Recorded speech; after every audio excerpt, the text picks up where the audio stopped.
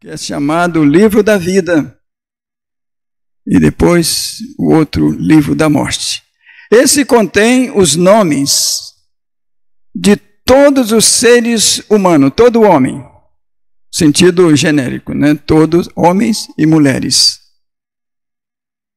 jovens, crianças, todos vão passar em revista perante Deus no julgamento. Ninguém escapa. O apóstolo diz que todos compareceremos diante do tribunal de Cristo.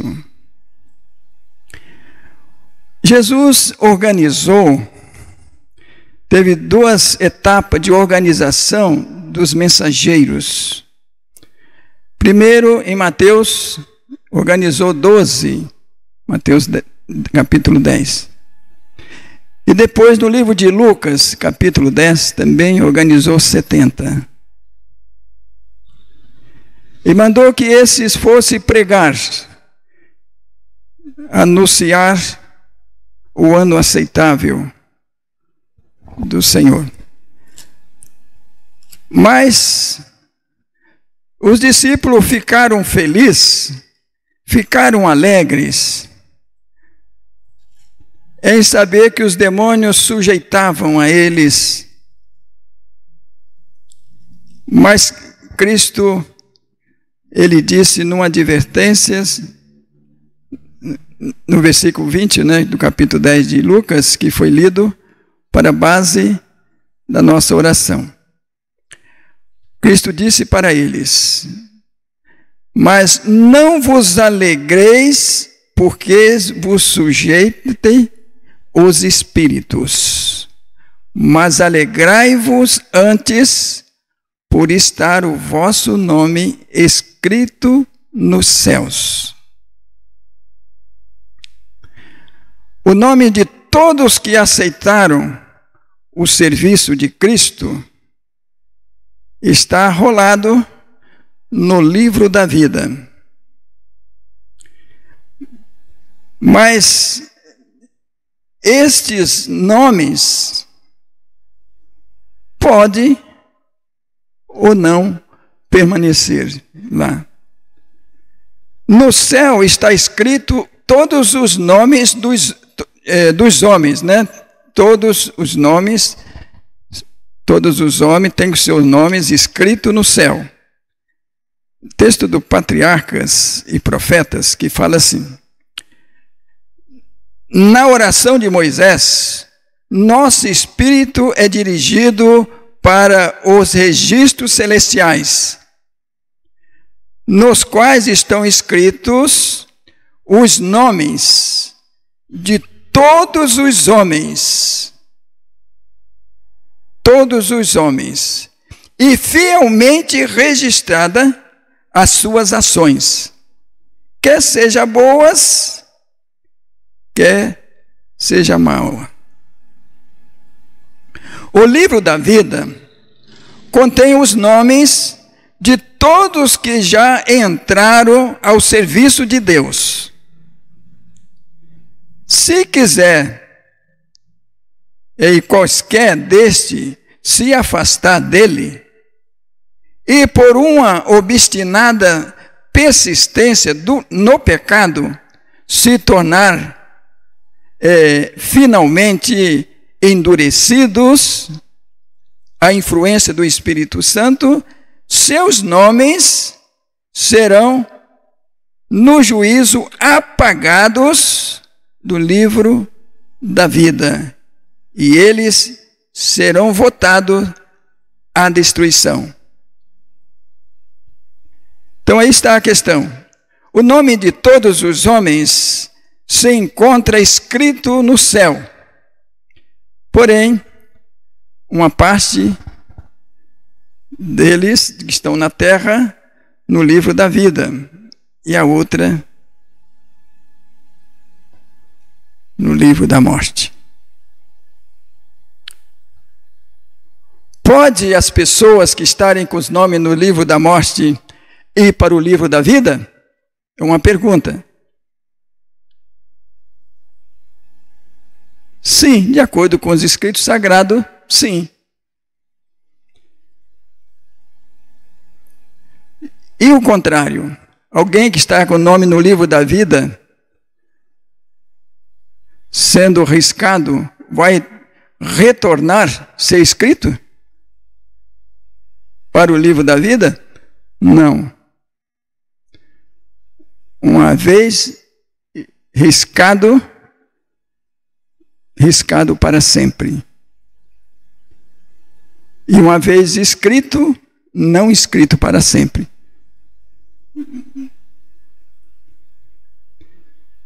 Aí está a questão, irmão. Nós estamos vivendo num período muito sério.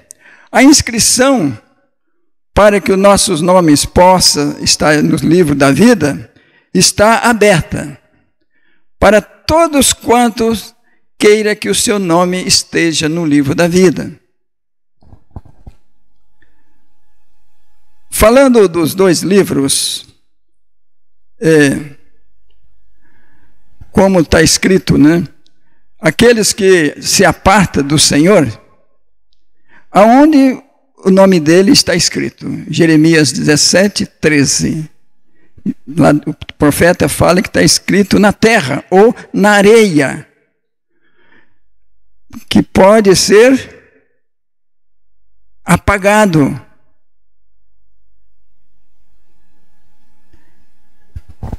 Nos primeiros escritos, página 52, aqui é feito menção os dois livros, o da vida e o da morte. Depois de serem os santos mudados para a imortalidade, o livro da vida e o livro da morte. O livro da vida contém as boas obras dos santos. E o livro da morte, as obras más dos ímpios. Esses livros são comparados com o livro norma, a Bíblia. E de acordo com isto, são os homens julgados. Então Jesus hoje está fazendo o balancete das contas de cada um dos que já aceitaram o seu serviço, aceitaram como Salvador pessoal. Está fazendo a avaliação. Por isso, nós somos sempre testados e provados, para ver se nós permanecemos ou não na presença de Deus.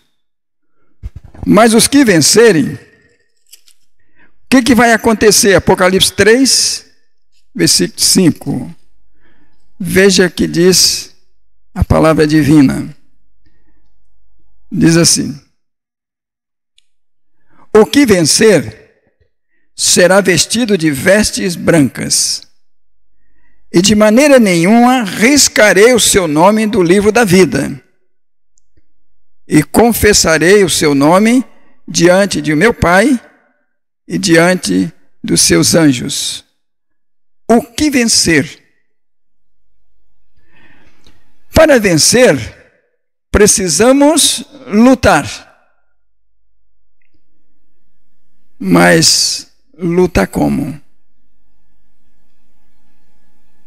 Quais são as armaduras desta luta, desta guerra, para chegarmos na vitória final? Quais são as armaduras? A Bíblia, ela dá a descrição das armaduras que nós devemos usar, né? Deus fala aqui no livro de Efésios, capítulo 6,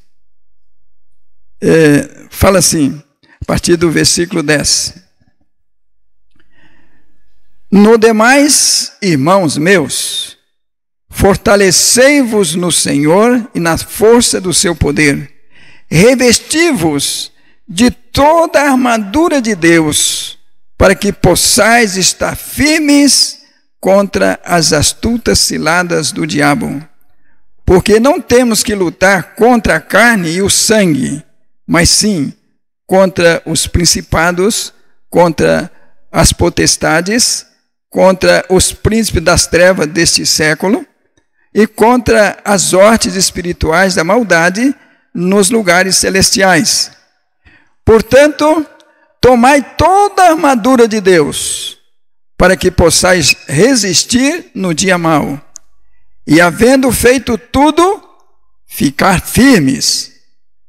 Estais, pois, firmes, tendo cingido os vossos lombos com a verdade, e vestido a couraça da justiça, e calçado os pés na preparação do evangelho da paz, tomando sobretudo o escudo da fé, com o qual podereis apagar todos os dardos inflamados do maligno. Tomai também o capacete da salvação e a espada do Espírito, que é a palavra de Deus, orando em todo o tempo, com toda a oração e súplica no Espírito, e vigiando nisso com toda perseverança e súplica por todos os santos. Aqui estão as armaduras para a luta, para a batalha. Se nós deixar de fazer uso de alguma dessas armaduras, vamos ser derrotados quando o nosso nome for passado em revista. Vamos ser pesado na balança e achado em falta. O inimigo está buscando tragar alguém.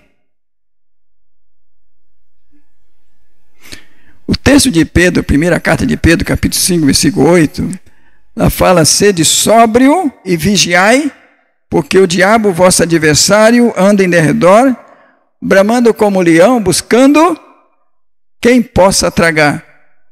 Na primeira parte do versículo 9 diz: no qual resisti-vos firmes na fé. Nós devemos resistir, sujeitar, pois, a Deus, diz Tiago, e resistir o diabo, e ele fugirá de vós. Precisamos, irmão, estar lutando, nunca esmorecer. Temos provas, somos testados e provados. Não devemos nunca reclamar quando as ardentes provas vier sobre nós. Saber que para o nosso próprio bem somos provados.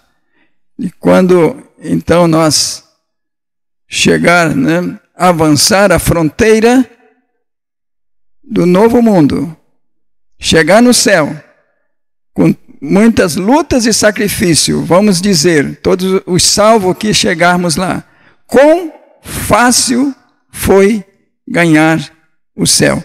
Se nós conseguir com sacrifício, tem sido o céu barato para nós.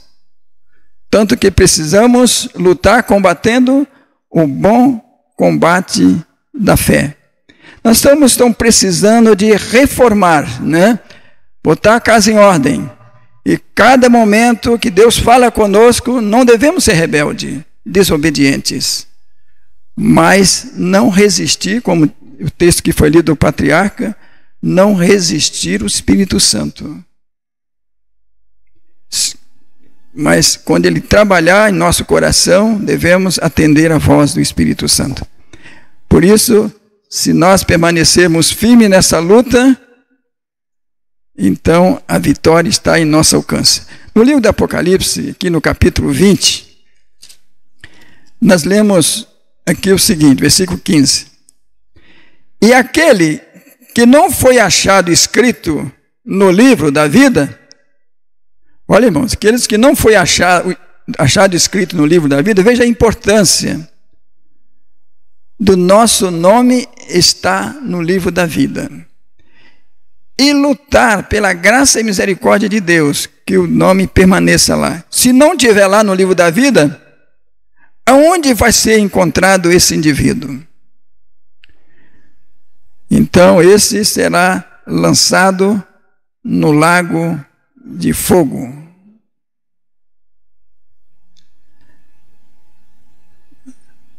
lançado no lago de fogo. No capítulo 21, versículo 27, fala assim: na cidade de Deus, na nova terra, lá não vai entrar, somente entrará aqueles que tiver com seus nomes escritos no livro. Diz assim: e não entrará nela coisa alguma que contamina, e cometa abominação e mentira, mas só os que estão escritos no livro da vida do Cordeiro. Somente vai entrar lá os que tiverem nome escrito no livro da vida do Cordeiro. Não vai entrar coisa alguma que contamina, ou cometa abominação ou mentira. Mesmo que a gente fale mentira com bons propósitos, não será desculpado. Qualquer que ama ou comete a mentira vão ficar de fora. Apocalipse 22, versículo 15. Vão ficar de fora. Mas para isso, Deus nos dá os avisos. Os apóstolos, falando sobre os cooperadores na obra de Deus, no capítulo 4 de Filipenses, versículo 3, veja aí, falando aqueles que entram para o serviço de Deus, né? E realmente os seus nomes estarão no livro da vida. Peço-te também a ti, meu verdadeiro companheiro, que ajude essas mulheres que trabalham comigo no Evangelho, e com Clemente, e com os outros cooperadores, cujos nomes estão no livro da vida. Privilégio, né? Que satisfação. Tenha certeza do nome está escrito no livro da vida. Se for lançada uma pergunta para cada um dos professos seguidores de Cristo, você tem certeza que o seu nome está escrito no livro da vida? Qual seria a resposta? Será que os irmãos ficariam intimidados de dizer, sim, tenho certeza? Ou não? Coisa séria, não é? É muito sério. Irmãos, talvez as pessoas, muitos, ficam muitos anos, talvez nasceram no berço do Evangelho, envelheceram e foram para a sepultura, e não terão o privilégio de ressuscitar para a vida eterna. A maioria dos crentes terão seus nomes riscados do livro da vida. Aqueles discípulos de Jesus, de Lucas, que eu falei das duas organizações, né? Mateus 10 e Lucas 10. Mateus 10 aparece os 12. Lucas 10 aparece ali os 70. Num discurso que Cristo deu em São João capítulo 6, o que aconteceu com muitos dos seus discípulos? Na prova que ali foi joelhado o grupo de Cristo. Naquele joelhamento, quantos abandonaram e quantos foram colocados à prova para permanecer? Ali foi os 70 colocados à prova e abandonaram. E os 12 também foi colocado à prova, mas não abandonaram. Tu vê com um pequeno grupo, né? Alguém poderia pensar, mas Jesus nada fez para pegar de volta aquele grande número. Não. Cada um tem o seu livre-arbítrio de escolher. E ainda perguntou os outros, e vocês também, vocês não querem ir? Mas a resposta veio. O porta-voz do pequeno grupo, que é Pedro, porta-voz dos demais, disse para Jesus: Senhor, para onde nós iremos? Só tu tem palavra de vida eterna. Apesar dos discípulos não serem convertidos, eles não eram convertidos, esse grupo, ainda, nessa ocasião, mas eles eram convencidos da verdade. Tinha convicção da verdade. O que faltava neles era conversão. Mas mesmo assim, os nomes deles estavam escritos no livro, na confirmação das palavras de Cristo. Mesmo inconverso. Mas porque aceitou o serviço de Cristo. O nome foi para o livro da vida. E agora foi dada oportunidade para eles reparar os defeitos, corrigir os defeitos e formar caráter. Que seria o passaporte para eles ir para o céu, para transpor os portais eternos. É assim que Cristo faz conosco também. Quantas pessoas são inconversos, está no Evangelho, mesmo trabalhando, pregando para Cristo, mas não se converteu ainda.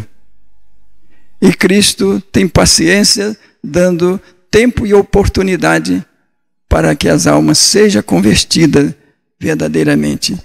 Tanto que mais tarde, em Lucas 22, Cristo disse para Pedro: Pedro, quando você se converter, confirma a seus irmãos. Essa foi a recomendação que Cristo deu para Pedro. Pedro era do discípulo mais ardoroso do mestre. Não era convertido. Provou isso em negar o seu mestre. Deu uma prova pública que ele de fato não era convertido e Cristo tinha razão com as suas palavras. Que não existe uma conversão mecânica, automática. A conversão de cada pessoa, ela é da vida toda.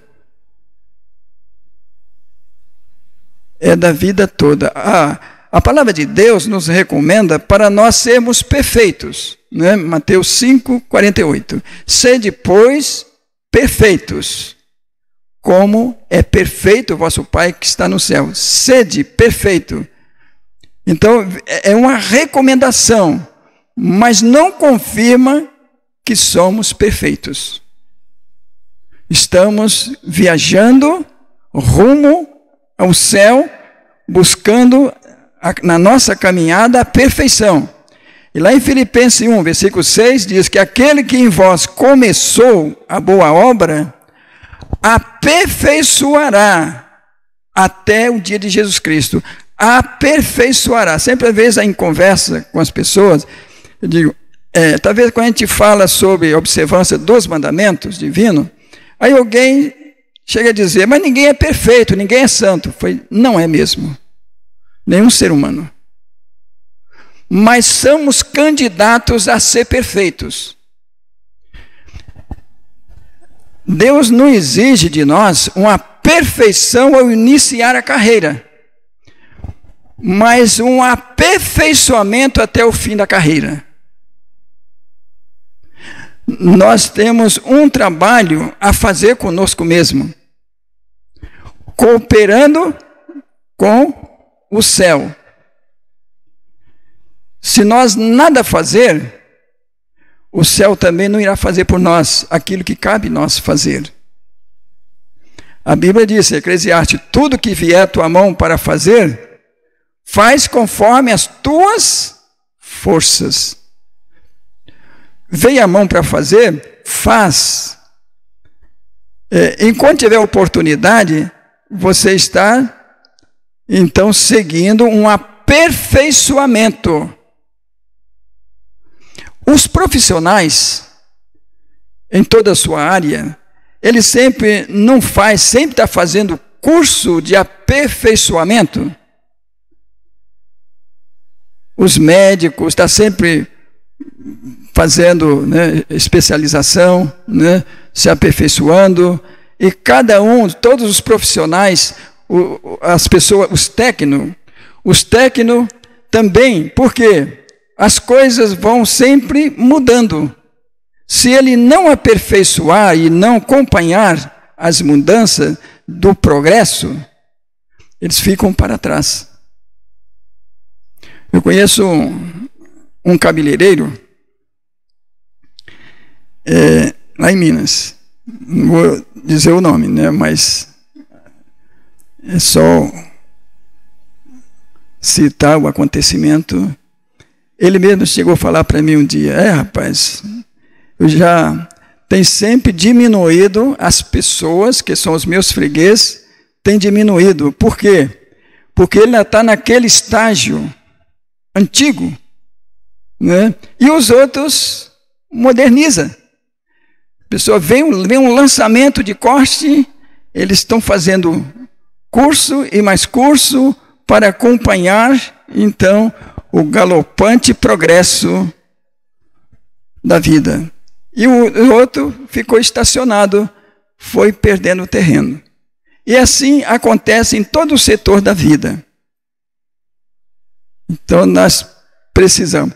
E na Escritura nos diz sobre a nossa vida espiritual.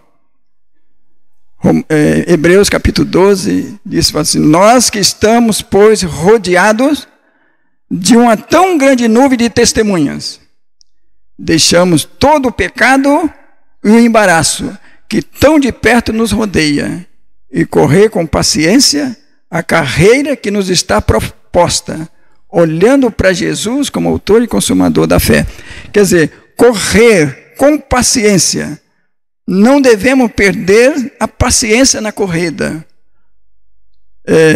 Não correr precipitado, mas com paciência, contato e prudência e sabedoria. Sabendo, se nós proceder assim, nós temos um grande professor conosco para nos ensinar, nos guiar. É o Espírito Santo.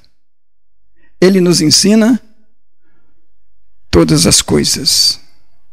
Ele nos dá orientação, nos capacita, nos habilita para a morada dos santos na luz. E esse é o grande desejo de Deus e o grande desejo do Filho, Jesus. Todos nós, Jesus quer levar nós para morar com Ele. Mas para isso precisamos não nos conformar com essa situação que nós encontramos aqui. Se nós começarmos a falar, encontrar com as pessoas, todas as pessoas que a gente conversa, geralmente acredita que nós estamos no fim. Acredita verbalmente. Mas no procedimento,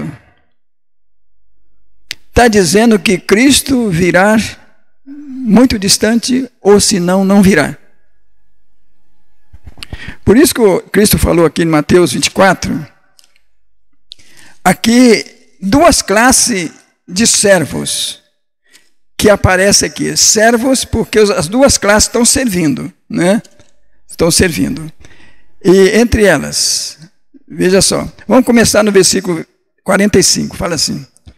Quem é, pois, o servo fiel e prudente que o Senhor constituiu sobre a sua casa, para dar o sustento a seu tempo.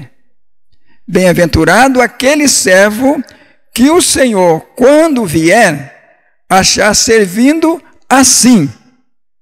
Assim como? Analisamos, né? Assim,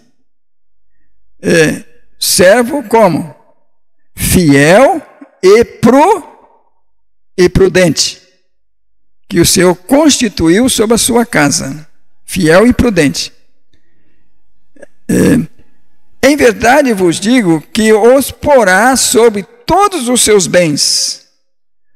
Porém, se aquele mau servo, é servo também, mas de outra forma, mau servo disser consigo, o meu Senhor tarde virá. Talvez nas palavras diz, eles vêm logo, mas no comportamento diz, ele virá tarde, ele não vai vir agora, vai vir mais pela frente, né? Então, veja só, meu Senhor tarde virá. Então, o que vai acontecer? O que vai acontecer? Né? E agora ele vai começar a fazer o quê? Começar a espancar os seus conservos. De que forma espancar os seus conservos? Irmão, sabe o que significa conservo, né? Conservo é o companheiro do servo. É o parceiro. É o conservo. E começar agora a espancar. Espancar como? Maldizer. Fala mal. Está espancando os seus conservos. Fala mal do outro. Existe um texto lá na Meditação Matinal, onde fala de 2005, que só vai entrar no céu aqueles que vencer o mal de falar ou pensar mal dos outros. Mesmo o pensamento mal, sem você proferir em palavra, vai impedir a entrada no céu. Você pode fazer tudo certinho, mas se tiver essa nódoa, essa mancha, não vai entrar. Lá fala assim, só vai entrar no céu aquele que vencer o mal de pensar ou falar mal do outro. É coisa séria, muito séria, né? Por isso, poucos vão ser aprovados para permanecer o seu nome no livro da vida. Mas a oportunidade é para todos, né? Mas aprovado são poucos. Então, agora, e a comer e a beber com os bêbados. Virá o Senhor daquele servo num dia em que não espera e na hora em que não sabe. E separá-lo-á e destinará a sua parte com os hipócritas. Ali haverá pranto e ranger de dentes. Hipócritas. O que significa hipócrita? Hipócrita é aquilo que você diz ser uma coisa e é outra. Não é aquilo que você fala que você é. É hipocrisia. É hipocrisia. Por isso, lá em Tiago 2, versículo 12, fala, assim falai e assim procedei. Irmãos, somente a graça de Cristo possa nos habilitarmos a chegar esse estágio, né, de preparo. E cada dia sentir a presença de Deus nos conduzindo, nos guiando em direção ao porto seguro. Eu quero ler para a nossa reflexão, texto aqui do Grande Conflito, falando sobre os livros de registro, né, que hoje está sendo movimentado no céu, porque lá existem livros, de acordo com Apocalipse, capítulo 20, versículo 12, né? Abriram-se os livros, né? E abriu-se outro livro, que é o da vida. E os mortos foram julgados pelas coisas que estavam escritas nos livros. Ao abrir-se os livros de registro no céu, é passado em revista perante Deus a vida de todos que creram em Jesus, começando pelos que o primeiro viveram na terra. Nosso advogado apresenta os casos de cada geração sucessiva, finalizando com os vivos. Todo nome é mencionado. Todo nome é mencionado. Não quer dizer que é aprovado. Todo nome é mencionado. Cada caso minuciosamente investigado. Minuciosamente investigado. Veja só, quando pegar a investigação do determinado nome, será tão escrutínio o exame, é como se não tivesse outro ser humano na terra com exclusividade a essa pessoa, que foi agora tomado para análise. Agora, o que acontece? Todo nome é mencionado, cada caso minuciosamente investigado, aceitam-se nomes e rejeitam-se nomes. Se alguém tem pecados que permaneça nos livros de registro, para os quais não houve arrependimento e nem perdão, seu nome será omitido do livro da vida, e o relato de suas boas ações apagado do memorial de Deus. Agora, todos os que verdadeiramente se têm arrependido do pecado e que pela fé haja reclamado o sangue de Cristo como seu sacrifício expiatório, tiveram o perdão acrescentado ao seu nome nos livros do céu. Agora, aqui está o motivo pela qual o nome permanece e o motivo pela qual o nome não permanece. Todos que verdadeiramente têm arrependido do pecado e que pela fé haja reclamado o sangue de Cristo. Então, é interessante a gente fazer essa análise embasado nos escritos sagrados, para nós ver onde nós estamos errando, o que nós precisamos cooperar com o céu para vencer as tendências, tanto hereditárias como cultivadas. E precisamos vencer. Vencer ou vencer. Vencer ou vencer. Precisamos disso, né? Nunca devemos pensar negativo, que a nossa salvação está além da nossa capacidade. Irmão White fala lá no Vida e Ensino, né? Nós não precisamos perder a esperança, porque amplas provisões foram tomadas por Cristo em favor da nossa vitória. Nós devemos permanecer firme e lutar até o fim da nossa jornada neste mundo. Os nomes, o que Deus disse para Moisés? Quem seria então riscado os nomes? Quem é este? Êxodo capítulo 32, né? Deus disse para Moisés quem seria riscado. Diz assim, versículo 33. Então disse o Senhor a Moisés: aquele que pecar contra mim, a este riscarei eu do meu livro. Aquele que pecar contra mim, a este riscarei eu, disse Deus, do meu livro. Pecar contra Deus, ele risca. Principalmente quando a pessoa tem uma tendência ao pecado, e a tendência da pessoa é continuar repetindo o pecado. É chamado nos escritos sagrados pecado acariciado. O que acontece com o pecado acariciado? O pecado acariciado, diz a inspiração, separa a alma de Deus. Quando você peca, confessa, peca, confessa, peca, confessa.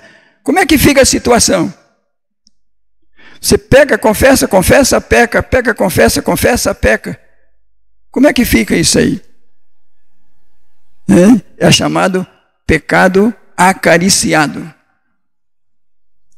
Quando você está pecando na mesma situação, no mesmo patamar, é pecado acariciado. Esse pecado acariciado separa a alma de quem? De Deus. Se permanecer assim,